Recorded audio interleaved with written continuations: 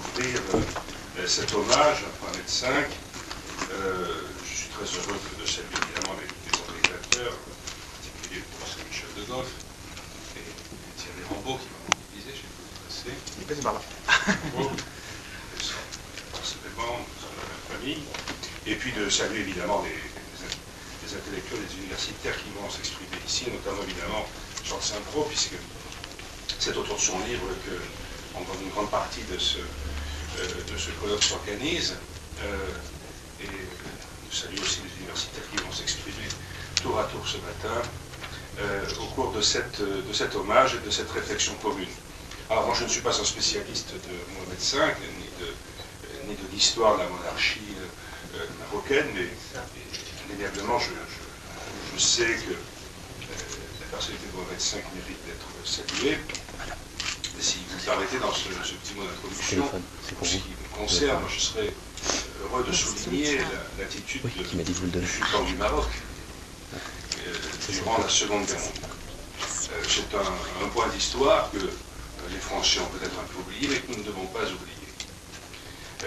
Charles Saint-Pro le rappelle dans le précieux ouvrage qui vient de consacrer. Il rappelle qu'après le déclenchement de la guerre, en 1939, le sultan Mohamed Youssef ordonna de lire dans les mosquées du royaume un appel en faveur de la France et de ses alliés. Je lis un passage de cet appel. C'est aujourd'hui que la France prend des armes pour défendre son sol, son honneur, sa dignité, son avenir et les nôtres. Que nous devons tous être nous-mêmes fidèles aux principes de l'honneur, de notre race, de notre histoire et de notre religion. À partir de ce jour et jusqu'à ce que l'étendard de la France et de ses alliés soit couronné de gloire, nous lui devons un concours sans réserve, de lui marchander aucune de nos ressources, ne reculer devant aucun sacrifice. On sait que les troupes marocaines qui participèrent au combat le firent avec beaucoup de vaillance, comme d'ailleurs, il ne faut pas l'oublier aussi, de nombreux régiments métropolitains, on ne dit pas assez. Mais c'est une unité marocaine, la première brigade de Spahi, qui gagna le titre de seul invaincu de la débâcle, après avoir combattu du Luxembourg à l'Aisne, puis sur la Somme, la Basse-Seine, la Loire et le Rhône. Chacun connaît évidemment l'appel du 18 juin du général de Gaulle, qui fut l'acte de baptême de la résistance, mais on connaît moins un autre appel, celui du souverain du Maroc, qui affirmait, avec beaucoup d'élégance et de lucidité, quelques heures après l'armistice du 22 juin, je cite encore, « Si la France était un petit pays, si l'histoire du peuple français ne datait que d'une cinquantaine d'années, nous aurions des craintes justifiées pour votre avenir. Mais votre pays étant l'immense et riche France, que je connais si bien, et l'histoire du peuple français étant cette histoire qui force l'admiration, ce serait un crime de douter des destinées de la France. Ainsi, alors que les Français renonçaient au destin de la France, que certains capitulaient, le roi du Maroc, lui, proclamait ses paroles de confiance qui créaient un lien indissoluble entre les deux nations. Ainsi, sous l'impulsion du sultan, le Maroc allait donc jouer un jeu important dans la résistance française, notamment en aidant à la constitution secrète de l'armée de la revanche, en dissimulant des armes, des munitions à la commission de contrôle germano-italienne qui avait été mise en place par les accords d'armistice. Et de même, tous les Marocains juifs se souviennent également avec émotion du ferme refus opposé par le sultan à l'application des lois du gouvernement Vichy contre les Juifs. Après avoir créé en mai 1943 à Alger le comité français de libération nationale, le général de Gaulle voulut rencontrer le sultan. Et là je cite quelques lignes des mémoires de guerre, chapitre unité.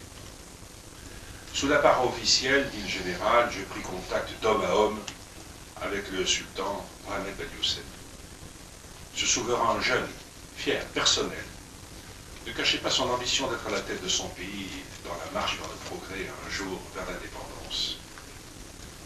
Utilisant le crédit que m'ouvrait dans son âme le succès et l'inspiration de la France combattante, je nouais avec lui des liens d'amitié personnelle.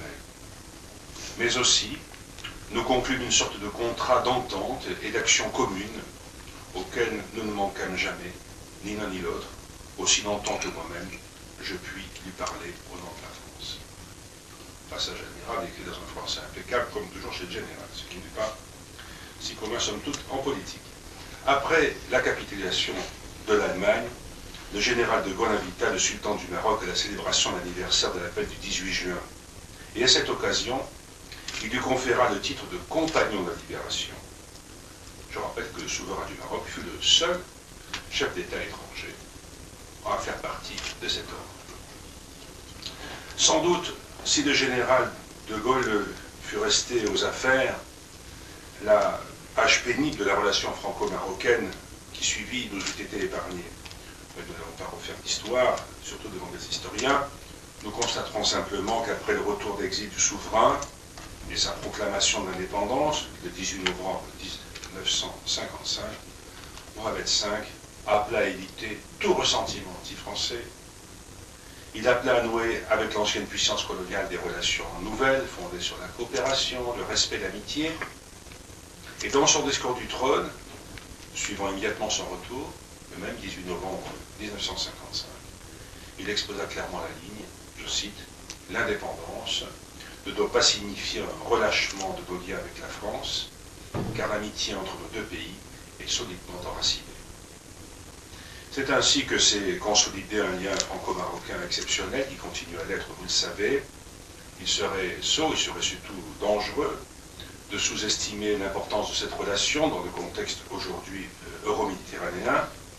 Et bien au contraire, à Rabat comme à Paris, nos dirigeants savent combien l'axe franco-marocain est stratégique pour nos deux nations. C'est un axe entre deux vieilles nations qui est aussi capital pour entretenir et intensifier le nécessaire dialogue entre les deux rives de la Méditerranée. L'actualité nous montre à quel point ce dialogue doit être tenu et c'est nécessaire. Assurément, la relation franco-marocaine a de beaux jours de antenne, raison de plus, comme nous le faisons aujourd'hui, pour célébrer la mémoire du roi Mohamed V, qui en fut l'un de ses artisans les plus lucides. Je vous remercie de votre attention.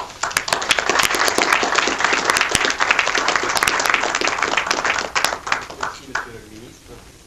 Alors, c'est en tant que directeur du centre Maurice Horiot que Charles Saint-Paul m'a demandé de dire quelques mots. Le centre Maurice Horiot est un centre de recherche de la faculté de droit de l'Université Paris-Descartes et ce centre a vocation à couvrir l'ensemble du droit public et parmi ces axes, question d'axes désormais, il y a un axe consacré à la géopolitique arabe et au monde arabe.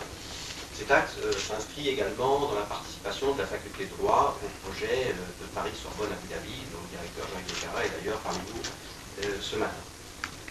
Avant tout, il nous faut remercier M. le ministre, M. Xavier Darcos, d'avoir accepté de dire quelques mots. L'Académie des sciences morales et politiques, l'Académie des inscriptions et belles lettres, nous leur devons de pouvoir organiser ce colloque ici aujourd'hui.